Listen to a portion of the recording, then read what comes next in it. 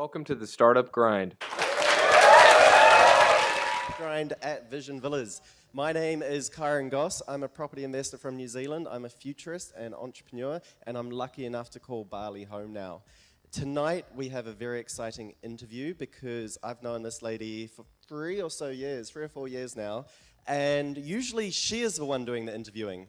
So, to be honest, I don't actually know that much about her. So today, I'm going to drive deep, find out all her dirty little secrets for you guys, as well as all the little golden nuggets. She's interviewed some amazing people, so I'm going to find out the best information that she's gotten from her interviewees. In fact, some people call her the Oprah of business coaches. So we'll dive into that a little bit more. This is Terri Billington from TCB, Taking Care of Business. So welcome, Terri. So I would love to start going right back to the beginning. You've just finished high school. Was there university or college? Oh, great question. If I can go back a little bit further than that, it was interesting because my father, I was only speaking to someone about this today. My father was an entrepreneur, but I've only just realised it. And so when I was at high school, when I was 15, the option was to go on to the next year or the following years, do my high school certificate or TEE as we called it back then, or to leave and you could go and get a job or you could go to further education somewhere else. And my father didn't give me the option of going to get a job. He gave me the option of continuing school or going to further education. So all my friends are there. I'm a very people person, and I chose that going further in with school would be more fun. So I chose that, and it was rather interesting because I'd hated school, but I loved my friends. So it was an easy option to do that. So that was that part of my life. Do you want me to continue with that? No, that's what I just wanted to know if you'd gone or not, so I could find out, because there's one thing, right? A lot of entrepreneurs, you think Steve Jobs dropped out of college, Bill Gates, I think, dropped out of college. So I just wanted to see. So you finished university. What did you study? No, this was high school. Oh, high school. This was year 10. And I have went 12 on years to in Australia, don't do you? year 11, Okay. right? So I did year 11, and then there was one subject that I passed, and it was maths. It was the only subject in all my exams. My goal was to go to university, and I passed maths, and I realised then that the only way that I could continue and take it further and go to university was to repeat year 11. And I wasn't going to do that because all my friends were in year 12. So I left. I left school, and that's when I went to technical college. And I enrolled as a receptionist, and it was a receptionist administration and bookkeeping course. And from that, I thought a reception was kind of fun. I was, I'll give away my age here, I was in the days with electric typewriters. So computers were sort of started to be talked about, but they weren't around. So it was electric typewriters, and I was taught with the box over my hands to touch type, so I couldn't see the keys. And I was really good at that. So I found that was something really good. Shorthand writing and stuff like that, some of you probably don't even know what that is. What was gone, like that wasn't something that was happening. So it was dictation through audio and typing on the electric typewriters. And so that was really fun. And I also, as part of that course, did bookkeeping, which is quite interesting because I did pass maths, so I was good with numbers. But once again, it was something that I didn't really love. I did go on in that course to be, I finished that first year. I went into the second year and I was in the top 5% of the state in the bookkeeping exams, which is totally against my passion. But I was really, really good with numbers. And from then, what happened was, I went into the second year. I think it was about 2 months into my study of the second year, and I was the first person to be offered a position with a company.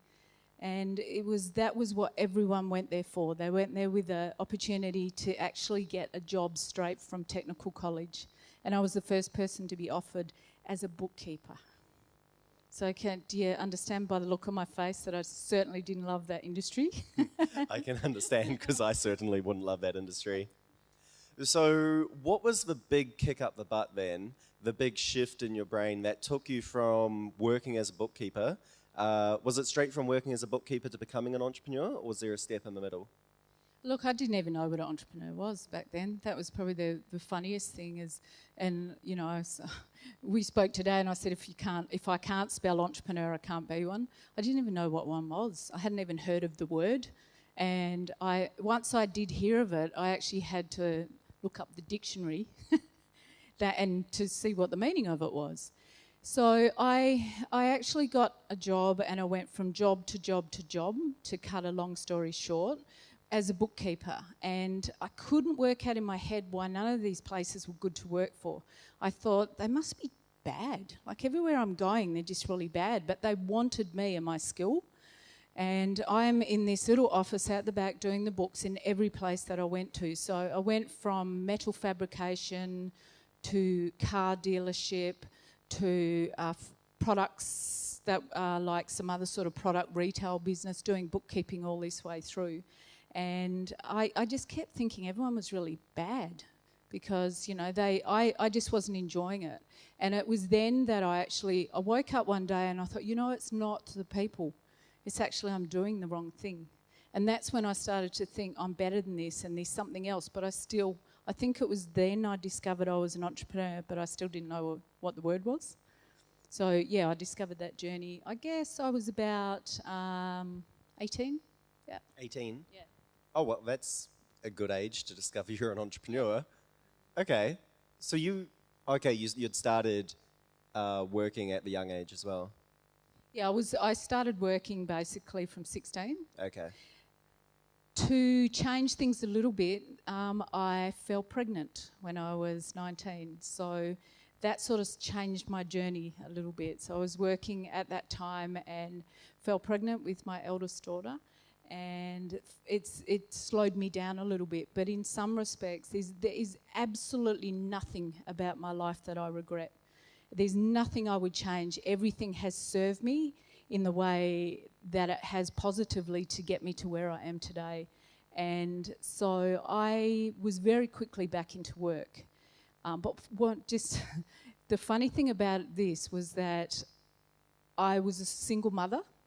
And when my daughter was old enough, I'm not someone who could sit. I love my children to bits. I've got 3 daughters. But I'm not someone that could sit at home and be the mum full-time, so I decided that I needed to go back to work. And also, being on a supporting mother's benefit through the government, the rule was that you had to actually retrain. So the idea was to not keep paying single mothers money, it was to actually get them back into the workforce as quickly as possible. So they offered me all these courses, and guess what I took? There was a bookkeeping course. So I thought, well, that's easy. I know I'll do that very easily. So I took that course, top 5% in the state, and once again got a job from it. And that was 12 years I worked in the corporate world, and it was then that I truly discovered my passion for what I do now, which is speaking and training, but more so my passion for business. So yeah, I did that for 12 years, yeah. Wow, that's a long time to be doing something you don't like. So now you're in the position which many of us have been in. You're in a job, you've realized you don't like it, you want to get into something else, you've realized that you want to be in business. How did you make that transition? When I was with the organisation I was working with, I got to the stage. I actually had a business coach. I'd got married in the meantime, and my husband and I had a business, and so I was already in business. I fell into a business, so to speak, because he bought his business at the age of 20, and it was a mechanical repair business, and he bought it off his boss, and then his boss worked with him for 5 years. So I sort of fell into that, and guess what I did for him? Bookkeeping. I was his bookkeeper.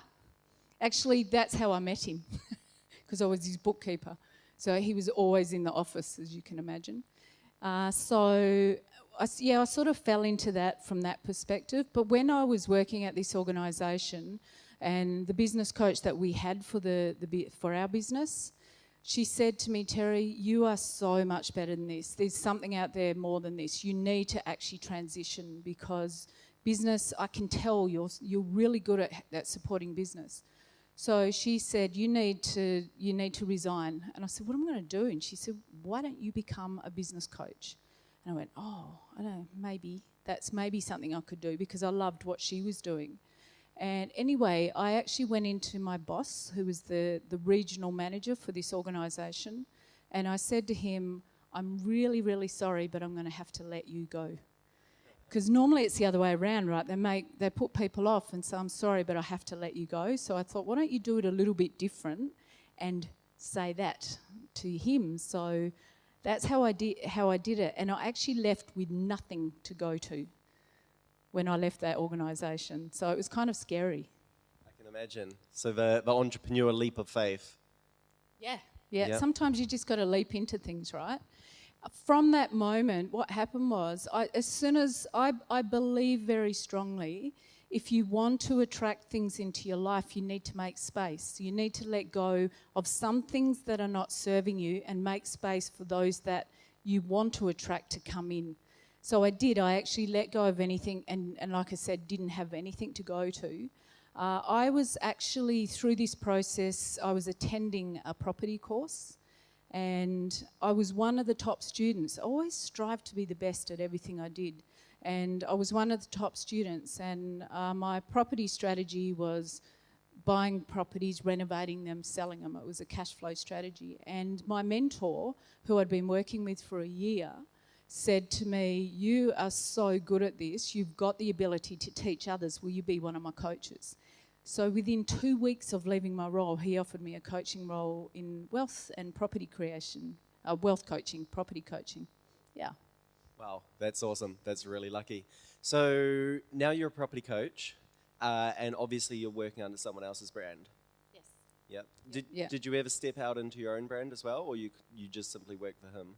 No, actually, what I discovered back then is, and it was quite early, I was never ever that precious about needing my own brand back then. I was quite happy for someone else who already had a model that worked really well and had a market, for me to just learn from them. And this guy was amazing. He trusted me implicitly. He allowed me to start up the first Australian event. So he wasn't even from Australia? He's from Australia, but he spent a lot of time overseas. So he lived a lot of the time in Hong Kong. And he was doing coaching within Australia, but West Australia. And he said to me, let's do something different and start up, instead of doing one-to-one or one-to-many from in person-to-person, like people coming into a training, why don't we do it by phone coaching or via the computer, and you do one-to-many that way. And he hadn't done that before, so it was testing a new model. So I said, wow, that sounds like fun. I get to talk to a lot of people. And he said to me, you'll learn a lot from those that live on the east coast of Australia, because on the east coast they can do different things than we could on the west with property.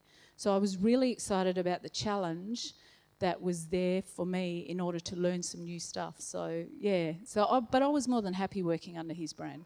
Yeah, I think that's an exciting one, because when you go from your small region to an entire country, and Australia is unlike many countries because you've got different states. Every state has different rules, it has different taxations and that side of things. So how did you go about adapting to students all over the country where they all have to operate under different rules, they've all got different councils, there's different strategies that you can use, and you're trying to coach these people through how to create wealth through property? That's a massive, that's difficult. Yeah. How does someone even take charge of that? Well, that's where I discovered, I took on the role of my business coach. My husband's my business coach, and she coached. She didn't direct, she coached. And coaching, and in the way that I was taught, is you ask questions because they've got the answers, or you ask questions of how they can go and find the answers. And so that's what I did, because I thought, well, the only way that I will learn from the people that I'm actually coaching in property is to ask them the questions, and if they don't know the answers, to ask them where they can find them. So I'd send them away to research, and because half the time I wanted to know and I didn't know myself. If I hadn't, before I actually had a session with, I do a group and then I do one-to-one. I had 21 students at that time. So I do 1 hour session, 21 hours obviously per month, plus a group session per month. I didn't know what they were necessarily going to ask me, because it was more about where you're at, doing a review, what's happened. So I didn't know what they were going to ask me. So I just thought, I just have to be a coach and ask them. And it was like they were going, oh my God, Terri, thank you so much. You've just taught me so much about this, and I didn't do a thing. I just asked the right questions because I didn't know. Yeah, that's funny, isn't it? That's often the best way. So what did you learn about property that some of your students on the East Coast were doing that you could take back to the West Coast? Were you still actively investing in property whilst coaching? Yeah, absolutely. And that was the main reason I became a coach, is because my husband and I had, a couple of $1 million worth of property. We were building up our cash reserves by doing, we were really great at sourcing a property or having someone source a property for us, and then making sure it was you may have heard, the worst property in the best street. We're really good at being able to source them, finding out how much work needed to be done to them and almost flipping them. So, getting the work done to them very quickly by having a group of tradesmen that were available to work for us and get it done within 6 weeks. We always negotiated a longer settlement. So some of the time we didn't even have to pay out the money. We basically didn't even go into our name. It went into the new purchaser's name. So we were doing that quite a lot. And once we'd done about 3 ourselves, we decided that was getting a bit much work. So we decided to hire a project manager who did it on our behalf. We were paying $10,000 for 6 weeks for someone to manage it, and we were able to leverage and get a lot more. From that, we started considering, we didn't really go into it because I ended up changing what I was doing. My focus was changing, but we started looking at developments and, just different things that we knew we could do in Western Australia. But on the East Coast, their way of flipping property, of, getting a property and selling it before it goes into your name, before the title changes, was a little bit different. So I even considered actually getting property over on the east, but I did actually get a property in New Zealand at one stage. You did? Yeah, which was a really bad time to buy. Meaning that it was a good time to buy, but it was, to get out of it was rather challenging. So I did learn a big mistake then. Well, I think we'd love to learn more about that. Whereabouts in New Zealand, what sort of property, what year are we talking, and what went so wrong? What was your big lessons? To be honest, I never ever visited the property. Okay. I had someone buy it for me. I went in on absolute trust, and to this day I can't even remember where it was. But it was at a really low price, and I actually got a little bit caught up in buy low, sell high. You can make good money out of it. And I trusted that this was a good area, and it wasn't. It was in a bad area, so bought low and then sold lower. So, and I can't remember, and it's not even worth remembering, to be honest. But that was a good lesson, and I think if you can put down in life that we learn lessons by making mistakes. The things that I don't look at things as a failure. I don't look at things as something that I need to consistently remember in my head as to not do that again. I think of it as I don't need to remember the specifics, but I like to remember the opportunity that came out of it. So I learn a valuable lesson not to do that. However, New Zealand is an awesome market to invest in, because I coached people that were investing there, and they were making a lot of money. I think property is also one of those things you need to understand the market there. And like you say, if you, without knowing where it was, buying cheap property, there is so much cheap property out there. Even to this day, there is so much cheap property. Under $10,000, you can still get property under $10,000. But that doesn't mean it's good just because it's cheap. No. No. No, and that was like I said, that was a big lesson. And it's not normally what I would do. I would normally go in making calculated decisions, because even though I said I hated bookkeeping and I hated maths and everything and because I did go on to study at university too, by the way, and I did a marketing degree, and once again, it wasn't bookkeeping, but once again, the units that I was probably the best at, apart from public communications, which was public speaking, the other ones were accounting.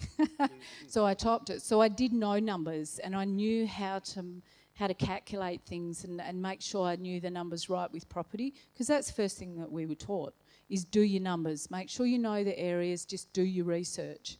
And it's not something that I wanted to do, but I knew how to do it.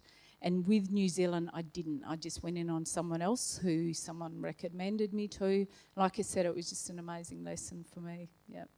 It's really nice that you can see it that way, because so many of us, we hit a failure or we hit a problem like that, and it just puts us right off.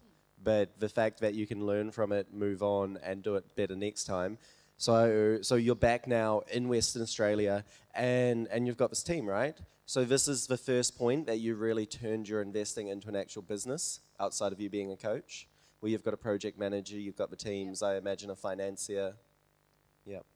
Yeah, I had a buyer, like I had someone, I had most property people would love to have, or property investors, where I had a team of people who basically knew exactly my criteria and would just go out and do it. And it was like we had a design for the properties. We always renovated the properties in the same sort of design, as in the kitchen would be white and, you know, the blinds would be this, so they were all very similar. So anyone that was purchasing the properties could move in there straight away and everything that they had would fit. It wasn't something that we would say, oh, this is really cool. I didn't do it for me. I did it for the purchasers. But I had a team of people that did this.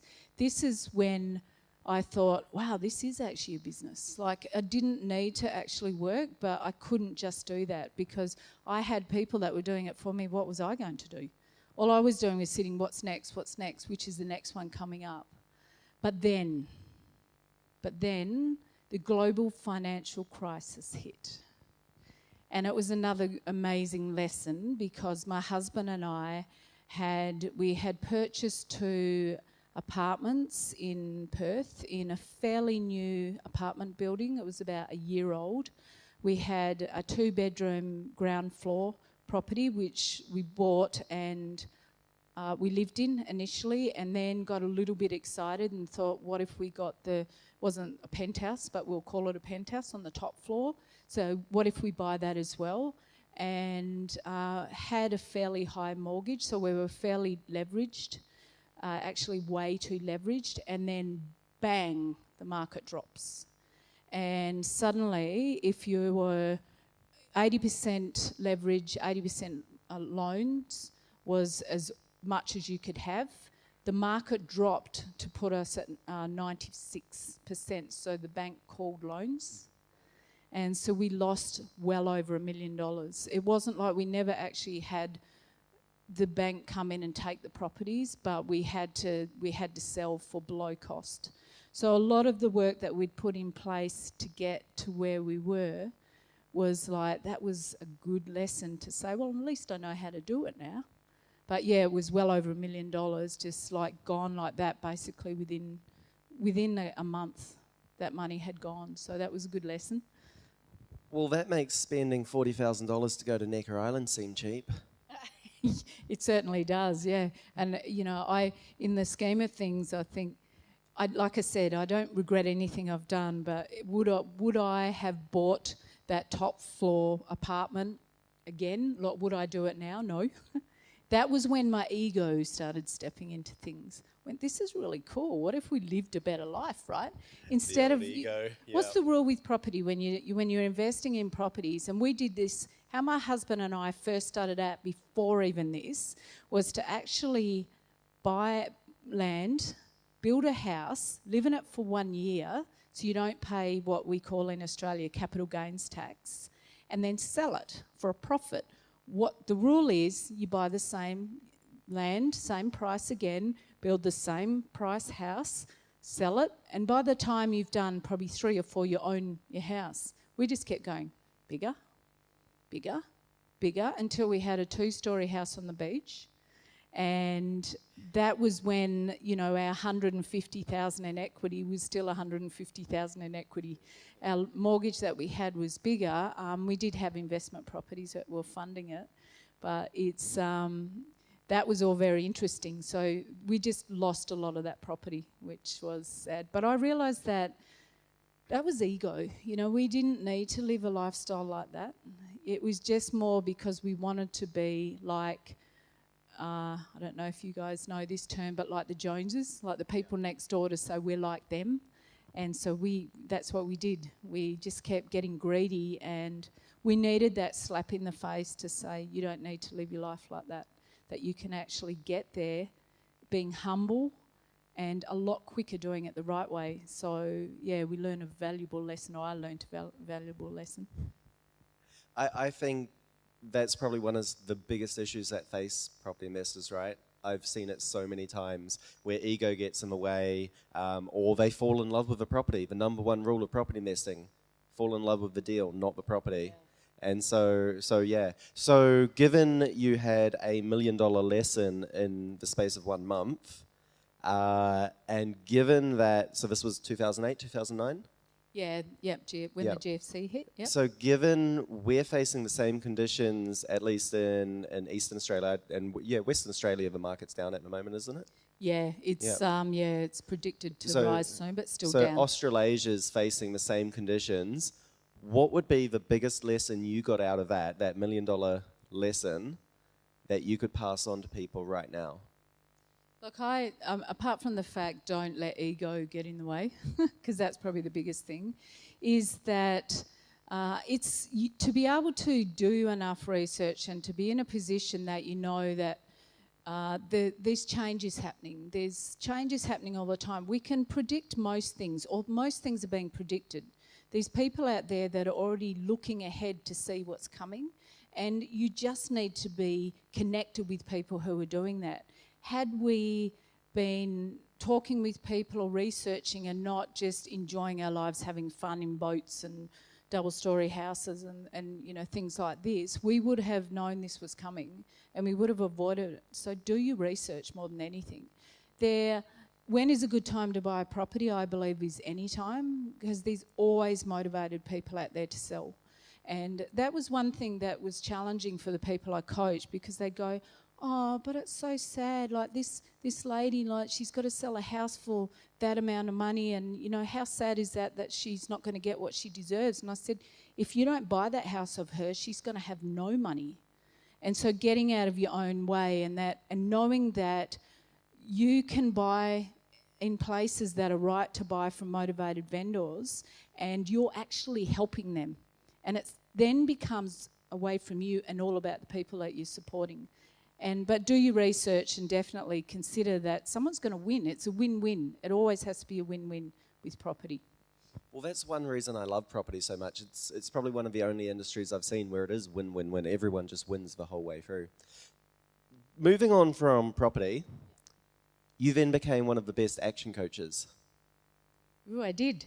How did that happen? It was when I was coaching in property and wealth creation. I actually found that majority of the people I was coaching had businesses, and their biggest challenge was cash flow.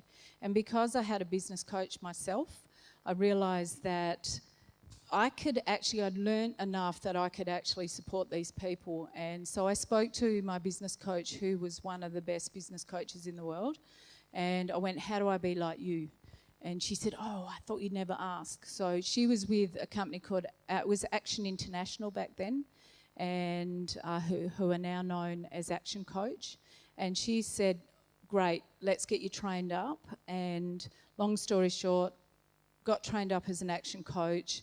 I'm someone, like I said, that will never settle for mediocre, meaning that mediocre happens in my life sometimes by default. It just happens because I'm not designing the next step. But I always say, oh, I could do that, but what about this?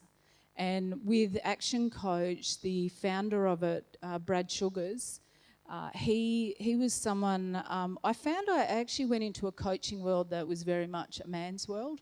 It may not have been coaching in general, in business coaching, but it was definitely within that organisation. They were looking to attract more women, but it was more about the men were the most successful.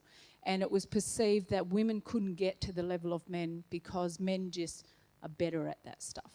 And my father had brought me up to believe that you can be whatever you want to be. You've just got to follow your passion with it. So I went, and I'm also someone that goes, don't tell me no. Don't you tell me I can't be I can't be the best. So we had conferences twice a year, and I was already doing quite well with Action Coach with my clients, and I was sitting at dinner with him and probably about 30 other coaches, and I was sitting very close. And he said, so he's talking to all the guys in the room, and he's saying, so who's going to be the next top earner next year or this year? And like they're going, oh, me. And then so I sort of waited for the gap, and then I said, well, me. And he said, oh, really? How are you going to get there? And it was like I knew he was trying to push me. And I said, okay, if in 3 months I can be the top female coach, which wasn't hard because most of the females weren't earning much money, but we had levels, and Emerald level was $40,000 per month, and no woman had ever got there. I said, in 3 months that is, I will be at $40,000. If I get to there, will you coach me? And he said, yes. So I went, right, here's a challenge. And so I just focused. I focused on my clients, and it was to get that position where I was #1 female coach in the world for Action Coach, and there were 1,000 coaches, so it was pretty good, and there were some amazing coaches. Like, I was truly blessed to be amongst some of the people who taught me so much. It was based on sales, it was based on keeping the $40,000 consistent and also retaining clients. It's no use just going out there and getting clients and then losing them, getting another one, losing them, getting another one. So I had to retain them, which I was anyway. So yeah, that's how I became that and held that position for a year. And other women go, oh, that's so cool. And I said, I'm quite happy for you to come along and be the top female action coach. And I think it was the year after that, there was a lady that came along and was the first $1 million a year coach. So she was actually earning $83,000 per month. Now, to me, I was okay not doing that because that's a lot of clients to coach. But what I actually did, how I earned that money, and I did coach some of the people I coached in property. I transitioned into business coaching and ended up coaching them in business. My passion was actually group coaching. So I thought, well, if I want to earn $40,000, $50,000 a month, I'm going to get really tired coaching one-to-one. At that stage, I was getting about between $3,500 and $5,000 per month per client. So it doesn't seem like a lot of clients, but for that amount of money, they expected a lot of work. They expected 3 times what they were paying in return on investment. So it was forever trying to think strategy. How do I support them? What is it that we can do this month? And if they didn't do what I recommended they do, because we would strategize together, then guess what they say? I'm not getting value and I'm out.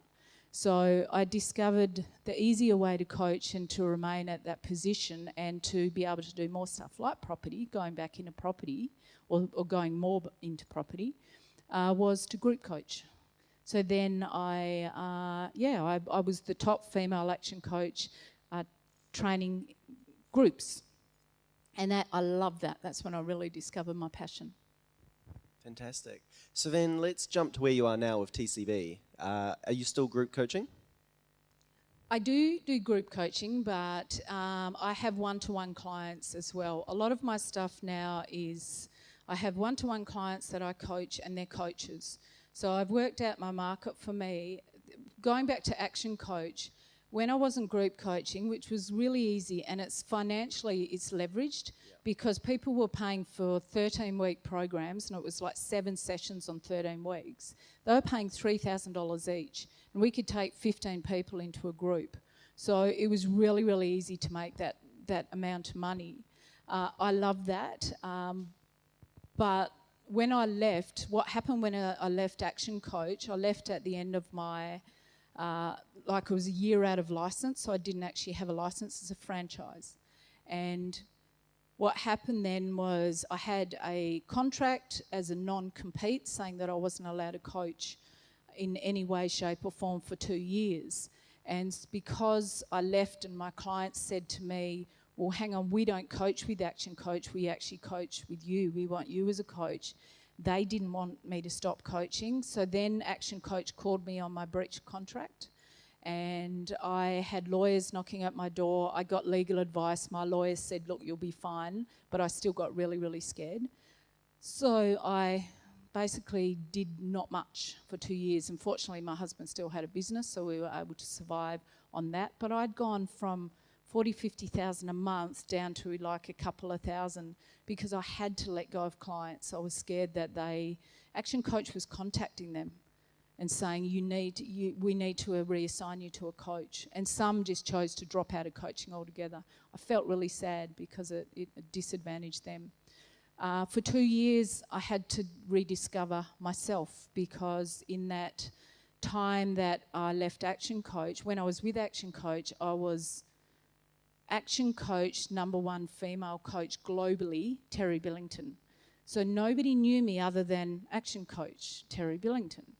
And I thought when I left, I didn't have that. I didn't have that brand to associate with anymore.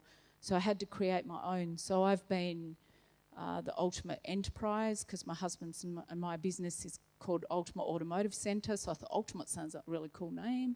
Do that one. I've been Terri Billington International, and I tried all these different names. And then I thought, just be me.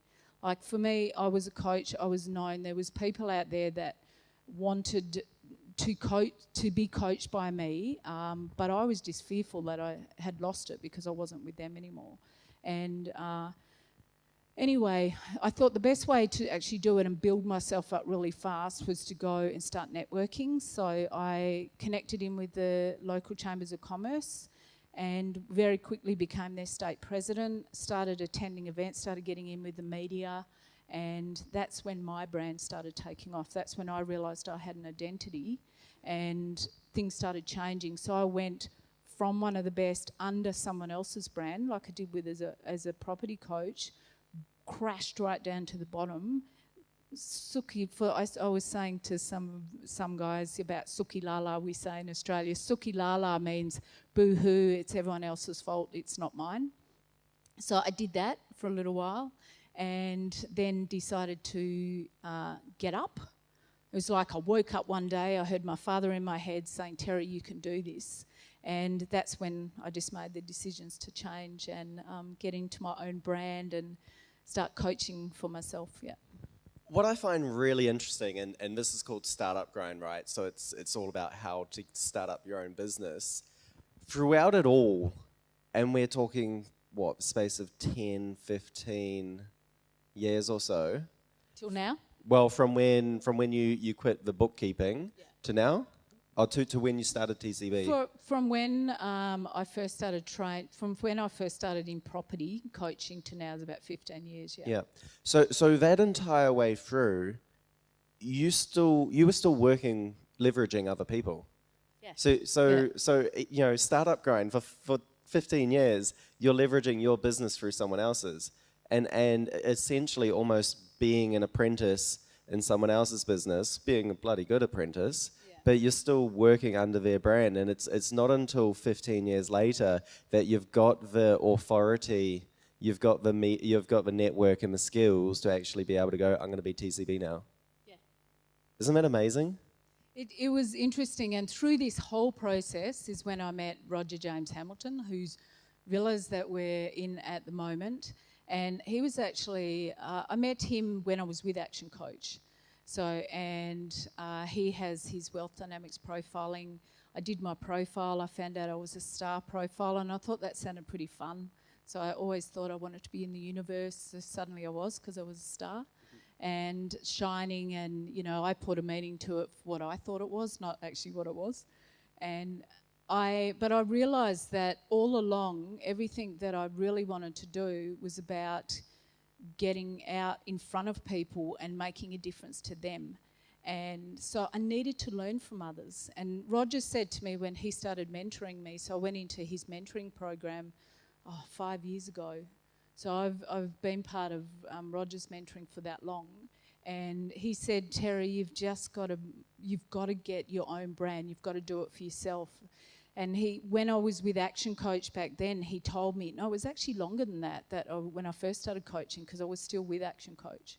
And he said, Terri, you need to make sure that you've got a ship to get on to before you jump off another ship.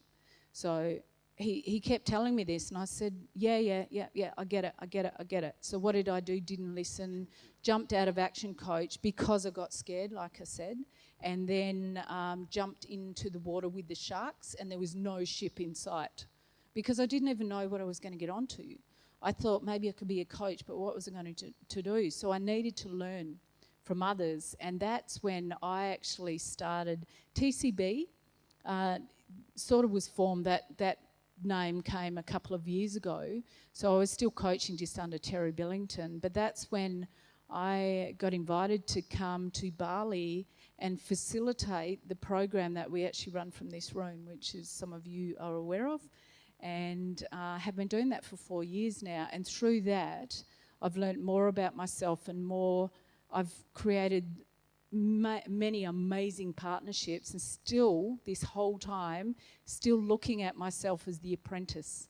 Like I lead my own business, and TCB is getting known. I'm very known in many places in Australia in the media. I have the media ringing me, asking me for my advice on different things around business or recruitment, or, I'm just known as an expert. I've been on television quite a bit, but I still feel, and I will still say continually, that the biggest blessing I have is that I still allow myself to be an apprentice to others. And a will to Roger and Kyra and even you teaching me so much. I will never stop learning from others. I think that's probably the biggest lesson that I can say that everyone should learn from. Cool. That's pretty deep. Your how many business, like, just quickly, how many businesses would you be coaching at any one time generally? From a one-to-one basis, 5. Okay. Because I have more other programs and I run a lot of training. I do a lot of training with like the Hyatt Hotel, so I do team training and that with them. So yeah. So you've got this. You're lucky enough to be every week or so tuning in, and even though you're coaching them, you're still learning from them, right? What would be the biggest nugget you've got just from being able to coach other people through the business problems that you've never even thought you might ever face by being on board with them as their coach? What would be the biggest thing? All right, that's interesting because I learned so much from them, and I think they do know, because I do tell my clients that at the end of each session I thank them for my learnings, and I think that's why they respect me so much. I don't know, like there is so much, so I couldn't really pinpoint it down to one thing. That You've never had just some big aha moment? Because I know even when we're here mentoring, right, or when someone approaches me and they're talking about the problem they're facing, I'm like, why don't you just do blah, blah, blah? I mean, I'm like, why don't I just do that? Yeah. Probably the key thing, and this is when I started really focusing on my own identity and my own brand, I was saying to clients, like, you need to find your uniqueness. And it wasn't just from a marketing perspective from their business, it was about them. I was helping them focus on what's next. What do you want to do after this? What's your bigger picture? Where do you want to take your business? And then is there another business, or do you want to sell this? What's your exit strategy? And it was then, okay, well, if you're considering, some people just love what they do and they just want to keep doing that. Other people have a vision to get multiple businesses or to sell that, start something else, and they had a plan for it. And I said, well, you need to actually create an identity to make yourself attractive to opportunities to come in. And that's when I actually got that aha and went, oh my God, that's what Roger's been telling me. Maybe I should do that myself. And that's when I actually started attracting the media and doing things myself. That was through an awareness with my coaching clients. Fantastic. We're going to open it up to Q&A from you guys in a minute. So think of questions. Terri's shared a lot. top business coach, so she's got a lot to share if you've got any particular questions. What does TCB stand for today, and what's the purpose of having it as a company for the world? What impact is it making on the world? Yeah, look, I started off when I first had TCB, and TCB is actually my initials, but I realised the reason that I wake up every day is I've got 3 beautiful daughters that I just adore, and they inspire me in so many ways. And my middle daughter is a DJ in London, and she's like one of the best. And I spoke to her just tonight, and she says, "Mum, I'm off to Berlin tomorrow, and then Munich next week." And she's just travelling the world doing these things. And I realised that I wake up to keep being better myself. And she said to me, when I first had TCB, she said, "Wow, Mum, that's really cool." She didn't even associate it with Terri Billington, which is my initials. She said, "That's really cool, that's taking care of business." And I went, "Whoa, that's awesome, I'll use that." So I decided to use that. And so for me, it was about being able to help others that didn't know how to get started in business.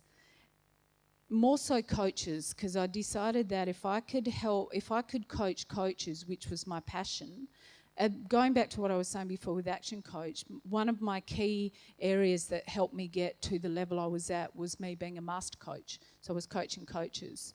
And I thought if I can coach coaches to coach more businesses, then we can make the biggest difference in the world. And that's important because there's opportunities out there for everyone, but not everyone gets the opportunity to see where they're at. So the more coaches that I can coach in whatever way, they can touch more businesses. I knew I couldn't do it all myself, so I needed to coach others. So that's when Roger said, "Whoa, you should be known as the #1 coaches coach as part of this community because no one else is doing that." And I went, "Wow, that sounds pretty cool, I'll be that then." So suddenly that became my identity, to where now I've moved on from that. I still do that. I still very much work with coaches, and I'm just launching another program for coaches at the moment. But it's bigger than that. It's so much bigger, and it's now for me to now shine my light as a star, because that's what stars do. They shine on the world, and it's my turn to shine my light on others and bring out their greatness. And I got together with my branding guy who I partner with, and we talked about the potential of taking my brand in a different direction. And my passion is sitting where Kyron sits as a rule and interviewing other people like he says I have done. And I thought, wow, what if I can support people who are unknown, who are doing remarkable things. Now, remarkable to me is different to remarkable to you, because you might not think you're remarkable, but I do. And my vision is to shine my light on and interview people and get them out to the world. And that's my passion, because we can make a difference. One by one, we can make a difference to this world.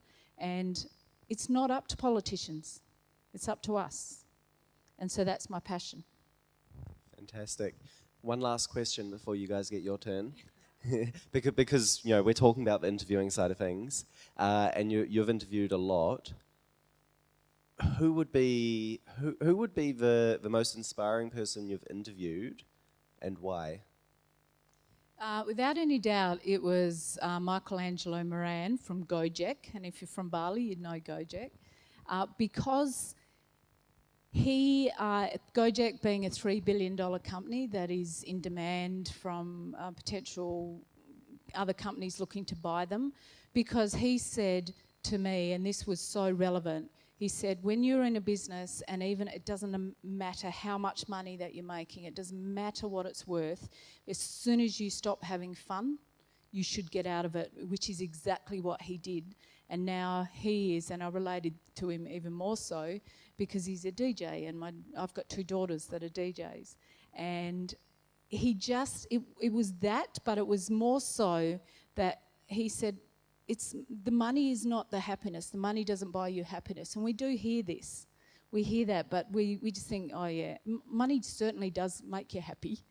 And I'd never want to be in a position again where, because I have had a situation in my life or situations where I haven't had a lot of money and it's been really, really tough. And that's a good lesson too. But money does allow you to have a great lifestyle, and more so it allows you to help others. But more than that is when you do what you love, you'll attract all the wealth that you really want. And Roger Hamilton says this true wealth is what you have left when all your money is gone.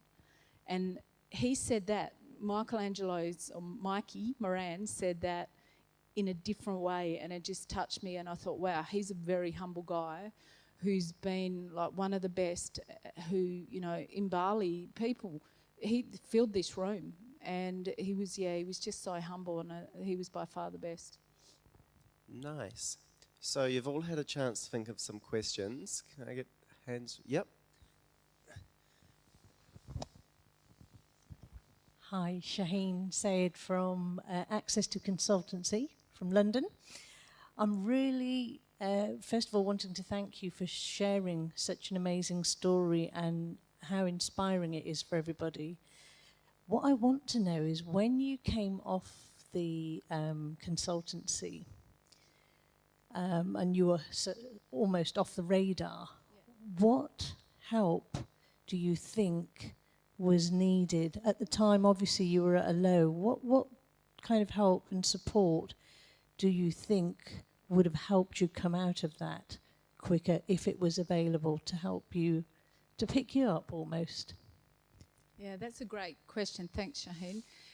Look, without any doubt, I found what I let myself do is spiral down, and I started feeling sorry for myself, and the people that I was associating with before as part of Action Coach, when I was with them, who were inspiring to me, I just lost touch with. And because I wasn't associating in a community that were inspiring me anymore, or that I could even be an inspiration to, I didn't have that. And the biggest thing I know now that would have got me out a lot quicker was to go out and find a community like that and get back into it. It's like they say, if you fall off a horse, just get back straight back on it. I didn't. I fell off and I stayed on the ground, and I just didn't go looking for that community, and it was a lot of wasted time. So I think for everyone is, if things are tough, there's other people out there that are at such a good place that are there to support, and they will support you. So just get out there and find them, because they are there, without any doubt. So I hope that answers that. Yes, absolutely. Thank you.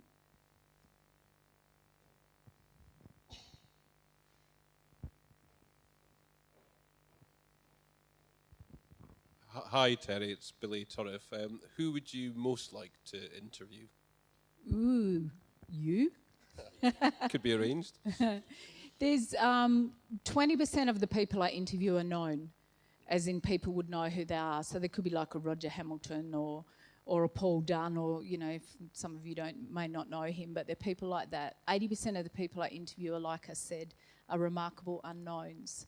And it can be any one of you in this room. And I would prefer to meet someone that inspires me and interview them than a known, to be honest, because I think the stories that come out of those that are not out in the limelight are more powerful, and people relate to them more than they do actually to those that they hear all the time. I mean, you can get onto the internet and Google Roger Hamilton, Richard Branson, Jack Canfield, any of these great speakers, and find out everything. But what about the guys that you Google and there's not much about? But they have greater stories. So I will say any of you, because I know any of you in this room would have remarkable stories that you could tell. And that's what I love to do. I'd much rather do that than, the 20% is fun, but not as much fun as the other way. Yep. Thanks. Great question. Hi, Terri. Thank you. I'm Julie. Hi, Julie. I live in Ubud and I have a property there, so I'm sort of ticking over quite nicely on that. And I'm in the process, and one of the reasons I'm here is to inspire myself to consider branching out into a different field entirely. And I write some poetry, and some of my poems have been turned into lyrics by local musicians, and that gives me a lot of pleasure. And because it gives me a lot of pleasure, I want to take that in a further direction, because that's where my riches are. They're greater than wealth. And I'm starting to think that I could utilize my words through my poems or my lyrics on T-shirts or other such items, mugs, whatever. So I've got a whole range of concepts about that. And I kind of want to do it. And partly I'm too lazy. I can't be bothered. So I've got a thing in my head that says I want to give some money to a Balinese friend who I trust and say, you run with it. Here's my words. Here's the money to start it up. Pay me back, and I'll take a percentage of the profits. But I want to outsource a business. And I have no idea whether I'm an idiot for thinking about that, or whether you've got some words of advice on that, because I want to have as minimal control, because I don't want to be bothered with it, but at the same time I want to kind of reap the rewards, not so much about finance, but more about the pleasure of seeing my words on a T-shirt. I'm sorry, that's stroking my ego, I know, but that's what I want to do. Look, my advice with that is, look, there's people out there that are already doing amazing things, and to go and invest in someone just to say you go and do it, unless there's someone that already knows that side of things. If the person or the people you're talking about already know business and are already doing great things, it's great to invest in what someone else is doing. But my biggest advice, and I say this to all my clients, is there's already models out there that work, and all you need to do is provide what you do to those models.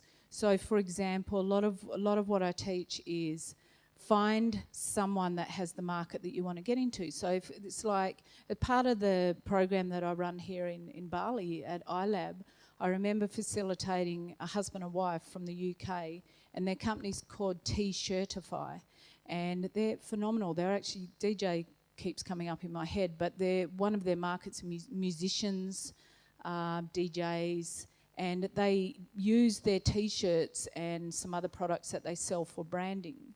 And they're the sort of people, like they don't need to be necessarily located in Bali, but they're people that you could potentially connect with and get someone local running it. So you use the model through how they run the business, and they just get some local people to be able to support you with it, because it's so hard to try and start it all on your own. That's the biggest thing. And I get the lazy thing, because I can be like that as well. It's more about, you just need to know that you've got a right model to make it work. And I love what you're saying, because words are powerful, and words and music and things like that I'm very passionate about that. But there's so many organisations out there that would even love to, have business here, or have someone like you that they could actually work with, just through you providing your words.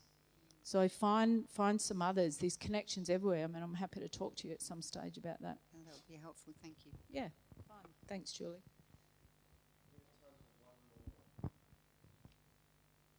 Anyone want? I'm going to finish up with 3 questions. Ooh, 3. 3. The first question being, normally you are the interviewer, not the interviewee. So if you were sitting in this seat interviewing Terri Billington, what's the one question you'd ask? I would ask, what's the next step? Ooh, So what's next for you, Terri? So second question, what's next for you, Terri? I've been coming over, like I said, I've been coming over to Bali here for many, many years, actually. I've had about 40 trips in the last 4 years from Western Australia. It's very close for me. I am the global lead facilitator for this program that we run here. And every now and again I go, okay, it's next steps, I need my next steps. And I love it so much that I don't want to change. I don't want to change that. However, for me, it's like really time for me to get some leverage. I still want to keep doing this. I love making a difference to entrepreneurs, but I really do need to start training coaches, more coaches to do what I do. So it is really setting up my coaching academy to have coaches train doing what I do. And I don't mean like in Bali, I mean for my programs that I run. In particular with the Hyatt, training is exceptionally successful, and it's a product that I can sell to other coaches and train them in. So that's my next step. But greater than that, I'd just love to be travelling the world. Awesome. Traveling the world, living from anywhere? Yeah, living from anywhere, yeah. Fantastic. And the girls are all grown up and moved out of home, so you can do that? Yeah, my girls have been gone for a little while. Okay. But I do have a fiancé. He is a drill fitter. He works in a gold mine, and he has just sourced a job in Tanzania. So the goal is that he will do that for 2 years. He's 8 weeks on, 4 weeks off, so I won't get to see him that much, unfortunately, but I can fly over there. And then when he finishes that, the goal is that we will just go, we can go anywhere.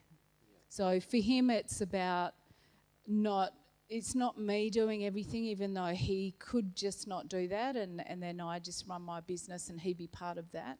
It's what he wants to do. He's a worker. So I get to travel when he's away, and when he's home for that 4 weeks, I get to spend time with him, which I love. Nice. So the final question to wrap all of this up, remembering this is being put online on the Startup Grind website where everyone around the world can see it, what would be the one thing you would want to pass on to everybody watching that you haven't yet said? That I haven't yet said. Ooh. That's a really great question. What haven't I said? I can't remember what I said. I think rather than do that, I may be repeating what I have already said, but maybe not. It is a lot of people, and this was a little bit answering Julie, but there's a lot of people out there doing amazing things.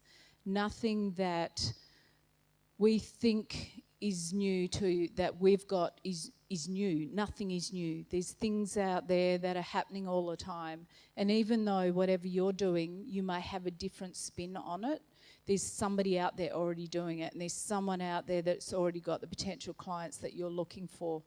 And find those people and work with them and be the apprentice to them.